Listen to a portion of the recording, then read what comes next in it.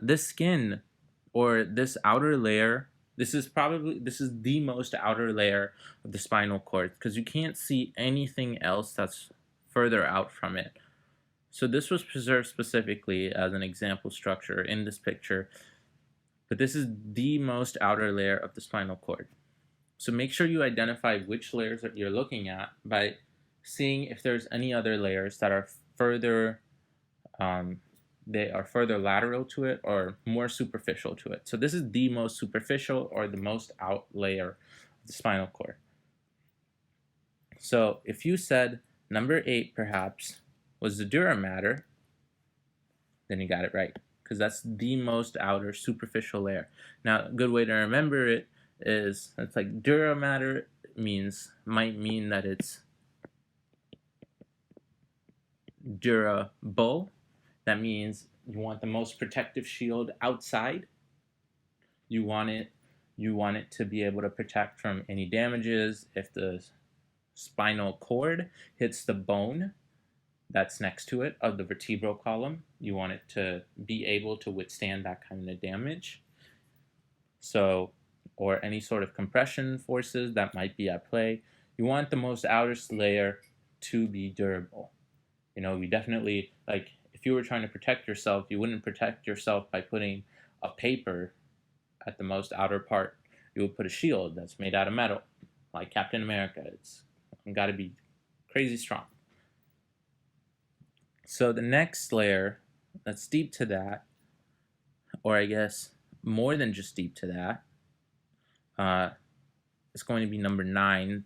It's listed here.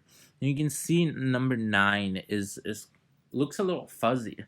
It's a little white. It looks a little fuzzy, and I guess you could kind of have an idea that if you see something like this, you'd be like, oh, like for example, imagine the people who are examining the spinal cord for the first time, and they're like, well, I don't really know what to call it, but they see this area. It looks fuzzy. It looks white. And then the closest thing the scientists kind of came up with was that it looked a little bit like a spider web. So arachnoid, like, is a name for is a like an official name for a spider. So they went with arachnoid matter as if it was made by spiders. So I guess that is your hook. If you see something fuzzy and white and therefore it resembles a spider web, that is your arachnoid matter. So for number 9, that is the arachnoid matter, and I hope you didn't see that. That number 12, but even if you did, that's okay. So for number 12, there's a big thing that you want. So this right here, I guess before I go anywhere else, you want to notice that this is the spinal cord. As you keep going down and down the spinal cord, you know that it has to eventually break up entirely. As you know, that parts of the spinal cord branch out. You're seeing all these branching out. I'll change it to a different color. You can see that it branches out here. It goes under the dura mater. And it still branches out here. You can directly see that it's branching out right there. Again, this is another branch. This is another branch. This is another branch. And that's another branch. So again, as it continues to branch out, there's going to be a point in the spinal cord where everything starts to branch out. Because, our back, and this is at the lowest point of our back, and it has to end at some point.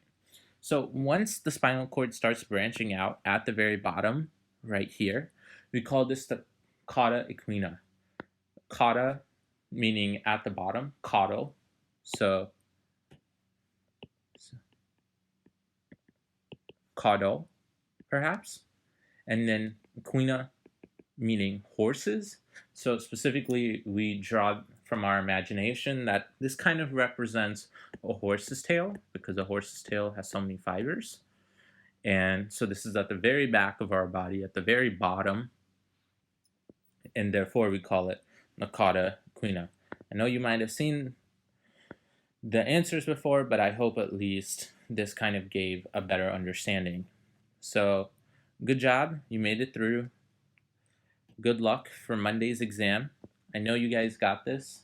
If you have any questions, feel free to reach out to me or any of the TAs. We're cheering you on. Anatomy can be a little bit difficult if this is your first try, But don't worry. Just like learning a new language, anything you put into it, you will get out. You have no reason to worry. You have people supporting you.